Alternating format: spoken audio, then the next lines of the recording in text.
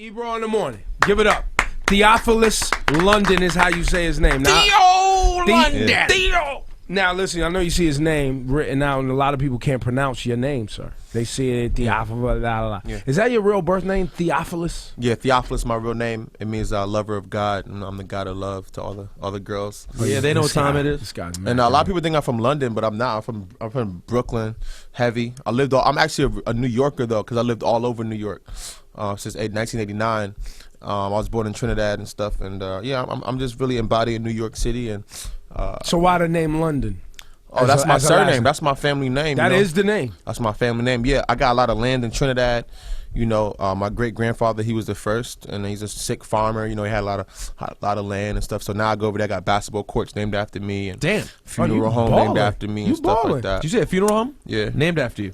yeah, it's like the London funeral home. Or something. So when you put these MCs in the casket, like you could literally, Taken to their own funeral home. you could literally Yeah. put But these also, guys I in think the one of the casket. reasons some of us associate you with Europe is because you started popping in Europe before you popped here, right? Yeah, very Jimi Hendrix vibes. Like when London accepted me first, and they see my name, you know, the MySpace is like I'm about to do my first London performance in 2008. So all the labels there, like XL, Universal, everybody's like started huddling up to come to my show, and you know, it was very intimate. You know, they thought I was like a performer, and you know, I did a lot of early mixtapes. You know, blending like music that I really wanted to be on, like, you know, like Prince and like Ace of Base. That's when I got hip to Ace what of you was Base. doing. Yeah, no, this as far as like production, DJing, this kid, I heard about him, and then I was like, oh, he's from Europe. You know, he got the, you know, funny dress vibe and the funny hats, right? You know, us over here, and I was wearing college snap caps though, so I can't get mad. I was wearing like all girl college but now snapbacks. you dress, but sometimes you dress like Gandalf from what's the Harry Potter or one of them shows, Lord of the Rings. never took a reference from Harry Potter, but good looking.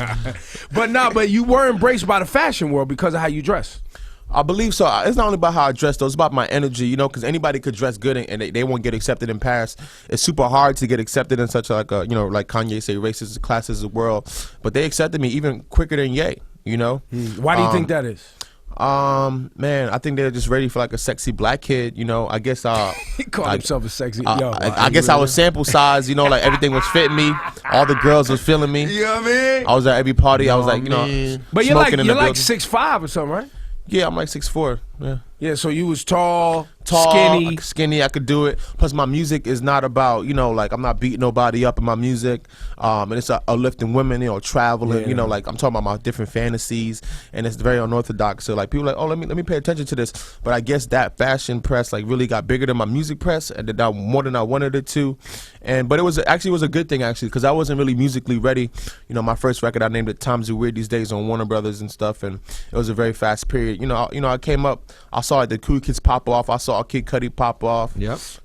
You know, so I'm like right under. I was like right under that. You know. Yeah, that's when I heard about. I came to a lot of your early shows because you have a lot of women at your shows. So I was very in true. the That was building. my reputation. Oh. I was in the building. But then Kanye and you also forged a relationship over this period of time. Yeah, we did. So now you working on Kanye's latest work and he's working on yours. Yeah, he definitely helped me out all year, mentored me, crazy mentor vibes. I bet. Man, like, you know, nothing to do with no label situation or no money situation. Just straight off vibes. You know, I met him, and Ye kept. He kept. He used to see me in the magazines and stuff like that. Like he like him and Virgil would go magazine shopping, and he would see me. I'm like in a Lanvin suit wearing Jordans. You know, What's that? so I'm What's not a lawn suit? Like is that like Lanvin? You know Lanvin? Lanvin, bro. My man Paul Come knows on, man. all right. And Virgil is his Crib director for Kanye, for Donda. Yeah, for yeah. and stuff. So man, he really took a liking to me, you know, because I guess it was so hard for him to jump into the fashion world. He's like, man, this kid is cool. Like, he just jumping in, like, easy, fresh, no problems, you know. But his music is all right, you know. But you know, I first met him. He told me, he's like, yo, I like your music, but I think that's what everybody want to hear when they meet Kanye. And he was like super post no social Kanye, like, put your phone away, man. Why you tweeting right now? Like, you in front of a god. Like, just talk to me. That's how he talked to you? Yeah. When you first met it, that's what he was like. Yeah, nah, straight up. Crazy, I was son. like, man, this nigga's cool. Like, all right. I'm writing for Hypebeast at the time. I was like, all right, let me just write a story about meeting you because I might never meet you again. But then he's like, man, talk to me actually. Like, you know, why you want a picture? You could talk to me. So we had like a talk about an hour for music. Like, he taught me about a lot of, you know, I'm like a journal. I'm like y'all when it comes to, cause like you know, I really love the culture and the art form, and I study it. You know, I'm a kid that's a fan of people. So it's like when I meet people like Kanye or Jay, like I could talk to them for hours and pick their brain and keep the conversation going fun, and they like that. Like, man, you know, I did all my research. So we had a good talk. You know, Tyler the Creator was just coming out. He's telling me like, oh, I'm a little threatened by him a little bit. You know, but I heard him say the word nigga, so I'm not that threatened now. Yeah. No. Kanye's crazy. Kanye's nuts. But no, he was making Watch the Throne, and he was telling me about it, and I was like, man, you like the Michael Jackson of our culture. You need to start acting like that shit. And like, I could tell every time I talk to him, it really inspires him in a way. And we kept that relationship ever since. Like, he would call me like 6 in the morning. It's like in New York, my girl's like, man, who's this calling? Who's that, Vashti, your girl? No, that's my girl, though. Shout out to Vashti. I love her. But not your girl. That's not your girlfriend. She's my girl as a friend. Yeah, so that's my girlfriend. But you're not having sexual intercourse with her, you saying? No, you know, we don't need to do that. No. So she's your homie. Yeah, if y'all want to put it that way, but you know, I got my own terms. I don't understand. I don't me either. I was just wanting to know. I thought maybe y'all was in love. Y'all, I love that little girl. Like, I've known her since she was I'm in love with her, yeah. But y'all don't have sex. No, we don't do that. We just work, man. But we give each other, we uplift each other. And so you guys are working on a project? Yeah, we worked on a project before. It's called I Want You, and I was like, man, I want to change the game. I want to have the most influential girl host my mixtape, and I thought it was Vashti. That's what it was. And you know, right now we about to do I Want You Too, like this March and stuff. You know, like people like free music, and music is free. I don't have a CD. Rosenberg's not talking to you right now. He's had a crush on Vashti from. No, that is not true. How long, Rosenberg? I do not have I've never had an active crush on Vashti. I had a theoretical. Yeah, no, I was like, I was like, if I had met her at a different time, I would have been in love. I mean, she's gorgeous and cool and all this. No. So, Kanye West, is he working on he's worked on this album that's out right now? Yeah, he helped me with this whole album, man. Just very crazy vibes. Like he would just email. All right, so it started. I was in Paris. I went to see his live show, and then we was hanging out backstage, and then you know we were hanging out at some friends at his art house, and you know he was like, play some music. You know, he's in the backseat of his Porsche. He's like, play some music. So I was like, man, let me play one of my songs. So I put on my songs. He's bopping, doing a crazy Kanye bop, and he's like, "Man, play this at my house." I played it at his house. Then he challenged me to play it next week again at his house. Like, you know, like, all right, meet me next week again in Paris and play it. This time, like, Kim was there, you know, and I had to produce a lot of songs already in Paris with Bradinsky and people. You know that I'm always like early to grab people. Either they give me the best work or not. Your name drop game though is next level. Right? No, it's not. I don't know. Bradinsky, Kim was there. Like Porsche. Kim, you got though. I understood that, and I heard Kanye had a Porsche. I don't know who the F of Bradinsky.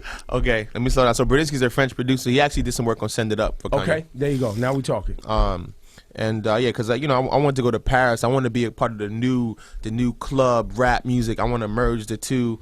So you want to bring what vibes we got here with those other vibes? Yeah, with those vibes out there. And that's what your album sounds like right now. That's what the album sounds like right now, man. So Kanye challenged me. He heard all the songs. I had like 25 songs. And he's telling me, I don't like these songs. I like this song. You know the Force MDs? You should call it Force MDs. You should do this. If Drake doesn't do it, then I'll do a rap. Then I was like, okay. Like, and every week I would come to his crib. I actually met him in LA, very rare. He's like, he was like, instead of me coming to work with him in music, like he would just like do some crazy Karate Kid vibes to me, like mentor me in a way where like, all right, like, mop the floor, but not mop the floor, right, you know. But he'd be like, what would be his mop the floor that he'd give you? Fly to LA and come to an opera with me and Kim. And you have to be like, sure, yeah. Yeah, I didn't even have an outfit. Actually, I had to like wear it. Like Kim was like, oh, he's not coming to the show looking like this. I like just like a Selena. I had like a Selena T-shirt on, like from the hood. A Selena T-shirt from the hood. That sentence doesn't make sense to me. I don't even know what that means. Selena T-shirt. And do you like opera? Or was it boring as shit? Yo, I actually like the opera. Believe it or not, I don't want to like put out his business, but like that whole opera inspired his tour. Like, I'm sure. Of course, yeah. No, we can see that. Yeah, we see that. Yeah. So that was cool, and I was like, I brought my laptop with me. Like, man, I just want to work. One time I came to meet him in London, and he took me shopping. Well, we went shopping for Kim. So that was another assignment, was go shopping for my wife. Was a part of the assignment, don't ever tell anyone we did all of this. Yeah, I think so. No, he liked me to talk about the creative process, you know? Yeah, so he's cool with all of this talk. Yeah, he's cool, man. He's cool. So other than and now, like, obviously, I know you've been wearing the big Gandalf, the great hats for a long time. I haven't been though. It's too influential right now. I haven't been. I've seen like people put like Carmelo Anthony, like Jay-Z, like all. Everybody wearing the big hat. Yeah, everybody wearing. You feel like they saw me though. That's what I'm saying. They took that from you. You know, they knew, I was one of the first. I was one of the first dudes to comfortably walk like a black man, walk with a hat on, and be like, and it don't look like I'm Clint Eastwood or some weird character. It looked like it was genuine to my outfit. That's like, right. I'm very fresh. Like I'm about to jump on a plane. Talk that shit. You feel me? So they know where they saw it from. So, but what inspired you to want to have that fashion sense, right? Because you keep saying as a black man, and earlier before we started talking this on the air, you said, you know, I wanted to show that black men don't all have to dress the same. Yeah. You know, I don't know. I'm really careful about my image and stuff, and you know, man, I just take credit for getting a higher conscious level. Like, okay, this is cool. Let me do this because you know everybody rocking snapbacks. Now I don't even wear snapbacks. Now my shit got to have a strap back. You know, like. Yeah. No offense to you, but like it's cool. Your vibe is cool. Listen, you could offend me all you want. No, I will never offend you, bro. I can't wear the Gandalf the Great. You the man. I can't rock the Gandalf the Great. Yeah, I wouldn't want to see you. I can't rock Pharrell's Smokey the Bear. I wouldn't want to see you. I wouldn't rock that neither. It's just like I wouldn't want to see Young Thug and Supreme. Shit on Pharrell's Smokey the Bear? I'm not really feeling that hat. Why not? Yo, listen. Theophilus ain't feeling your hat, Pharrell. Nah. Walk with that. You get off of me. Yo, hat beef. I don't want no hat beef. That's corny. Hat beef. Now you started hat beef. Pharrell's happy. All right. Yeah. His hat's happy. Talk about it. And you just shit all over his. Yeah. I actually don't want to be known for my hat. That's not. I want to be more known for my music. Like I'm true, not. But you're gonna be known for the hat, man. You wear a hat a lot. Do you wear a hat every day? I make my own hats actually. Can you make me a hat? I really want a good hat. I'm being serious. I have a big ass head. I cannot find a hat because sometimes.